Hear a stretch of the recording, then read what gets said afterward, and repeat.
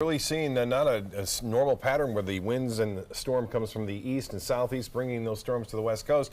I know my lawn is a little bit, not doing that well. And normally it's, so high you got to cut it every other day, it seems like.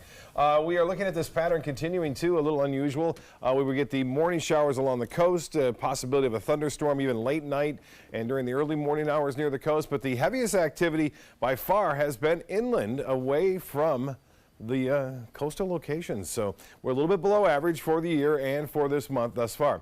Well, the storms, well, as you would expect, inland. Wauchula getting some rainfall nearby near Bowling Green. Heavy weather in southern portions of Polk County tonight. And we have some rough weather as well now into Arcadia and just south of Arcadia. These are the rivers and streams that have a tendency to flood to the Horse Creek, the Peace River. No flood problems right now, but we still have a long way to go before this summer pattern gets over with. It's unusual summer pattern that it is.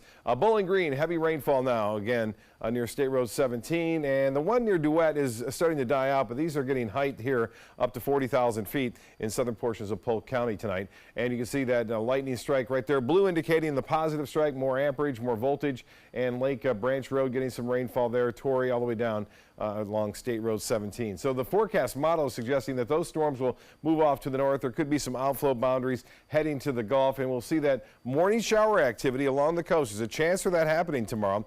And overnight, I would not be surprised to hear some rumble of thunder as well. A lot of energy still kind of stored up near the coast. And then for the main focus along the east coast in the late afternoon and evening, and there's a trough of low pressure and a frontal boundary coming down. That's why there's a little bit more action showing up on the futurecast to the north of us. That will keep us in that west to southwesterly wind regime. Looks like right through Thursday and possibly even into Friday. Lows tonight will be a little bit warmer than that, mid to upper 70s inland, upper 70s to low 80s near the coast. 88 degrees right now into the Sarasota-Brady Norwood. That's cool and cooler. The heat index is at 98. Just 2 hours ago, it was at 102, and the humidity up there at 65%. The high today, 91, 77 was the morning low. Rainfall, I mentioned, below average for the month and for the year now, over 2 inches plus. This is the rainfall forecast you'll see over the next 24 hours, most of it inland.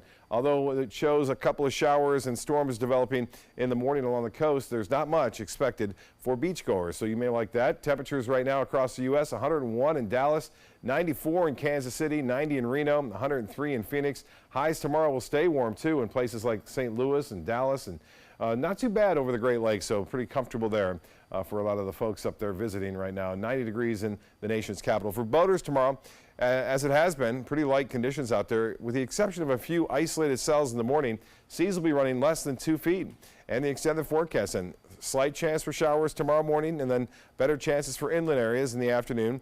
We jump up to 40, but the same pattern continues on Wednesday, Thursday, Friday. We may get them anywhere at any time, I think, as well as on to Saturday and Sunday, maybe a return to those afternoon and evening storms once that front kind of weakens and high pressure builds back in over the southeast. Back to you. All right, Bob, thank you.